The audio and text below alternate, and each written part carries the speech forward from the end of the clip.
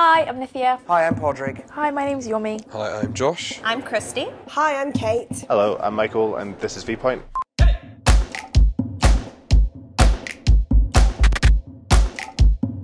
My article on V.Point this week, and it's about Hulk Hogan making an unfortunate retweet. So basically the tweet said, "Here's my niece, she's just won hide and seek. Can you give her a retweet?" And Hulk Hogan, bless him, had retweeted it, probably just to be nice, and obviously it's a picture of Madeleine McCann. The hide and seek champion bit, that bit was just kind of like, oh really? Like, it's bad enough they used her photo. To then read the line, "She's just won hide and seek," and not think, that might be a little bit inappropriate. I don't have a good sense of humour when it comes to stuff like that, so I was just kind of like, oh, why?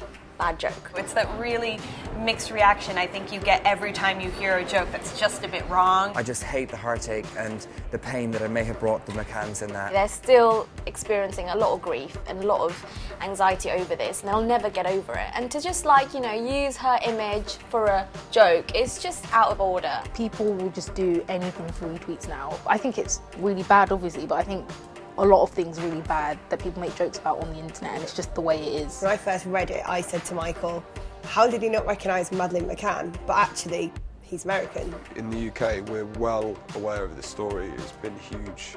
It was huge when it happened, and it's sort of remained high profile. As an American, I maybe heard of Madeleine McCann here and there, but it is no way as dominant of a news story as it is here. It was basically people making mistakes. It was a guy who made the tweet making a mistake. It was Hulk Hogan making a mistake. So it's kind of just like a weird prank that's going around Twitter. Somebody had tweeted a picture of Fred and Rosemary West. Donald Trump retweeted it. Obviously turned out they were murderers. It also happened with Billy Ray Cyrus. He retweeted a photo of Jimmy Savile saying it was his uncle or something and that he was a big fan. I kind of feel sorry for the guy because we've all been there. We've all been there. Facebook, scroll, scroll, scroll, scroll, scroll. Oh my gosh, look what happened. Sometimes I've commented upon something not knowing that it was a hoax, or I've shared something not knowing that it wasn't quite correct. It's so much harder to find out what's real news and what's been sourced and what's not. People aren't even doing it necessarily to further any kind of political opinion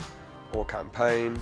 They're literally just looking for clicks and shares. I, for one, fell for a hoax before online. I seen on Facebook that this guy had said a dolphin where I grew up had died. I tweeted it, fell asleep, woke up in the morning and it had 600 retweets and made all the national headlines in Ireland. And I was the one who killed fungi, so I was the one forever known who was killed the bloody dolphin.